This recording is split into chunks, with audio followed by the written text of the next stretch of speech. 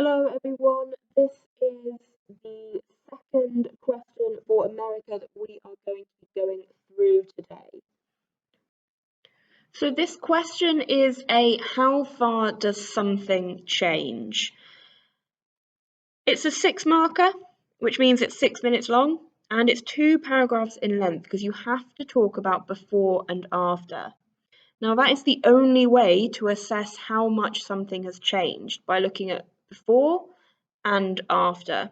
And if you look over to the right, you'll see the table that goes through the paragraphs. You need to describe something before the given event, and describe it during and after, and crucially assess how much change. Now in history, we give you 3 options: lots of change, a little bit of change, or no change at all.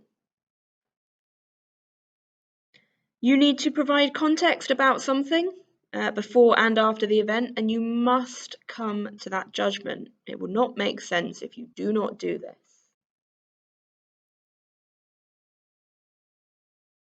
So let's have a go at a practice question all together.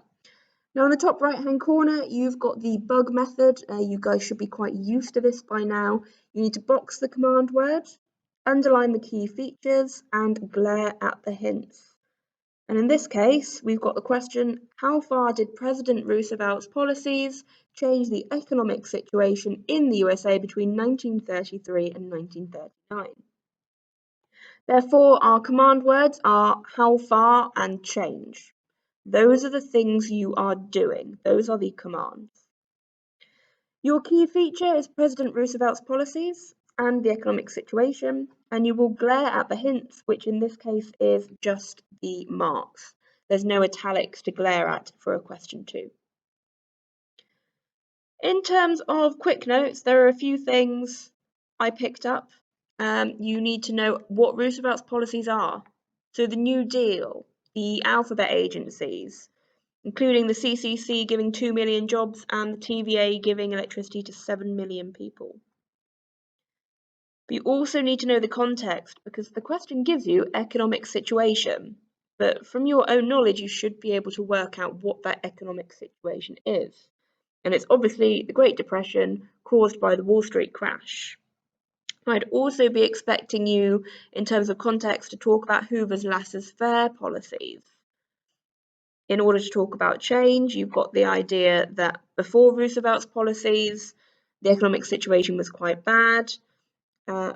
Then he does all of his New Deal and his alphabet agencies, and that changes the economic situation a fair amount. Roosevelt's policies changed the economic situation greatly through the New Deal and alphabet agencies. In October 1929 the WSC happened and millions of Americans lost their jobs, peaking at 24.9 million, homes and savings, and Hoover's laissez-faire policy did little to help. In 1933, Roosevelt created the New Deal, and through relief, recovery and reform aimed to solve the crisis by providing jobs. The alphabet agencies, such as the Tennessee Valley Authority and the Civilian Conservation Corporation, improved the situation massively by bringing better housing conditions to 7 million people and providing 2 million jobs respectively. The New Deal reduced unemployment to 9 million, and although the work was temporary and unskilled, and did not benefit Black Americans or women, unemployment steadily decreased to 6 million by 1939. Therefore the New Deal changed the economic situation a lot for the better, though it was not yet solved. Coming up on the board are some practice questions for you to have a go at. They will be followed immediately by a mark scheme. So what you need to do is do the question, then self-mark it, and then keep playing this video to look at the sample answers and correct any mistakes or add in any points you need to do. Now it's really important you do it that way round, because it's all about practicing these key skills.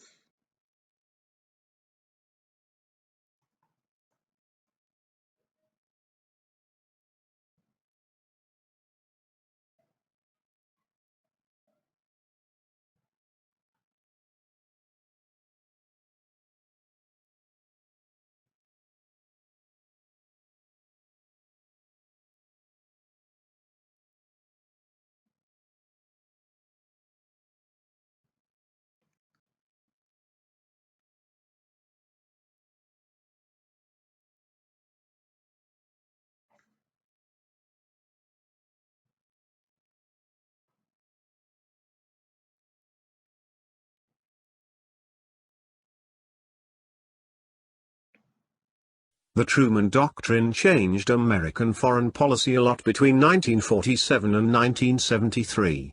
Before the USA entered World War II in 1941, they followed a policy of isolationism and refused to get involved in the affairs of other countries.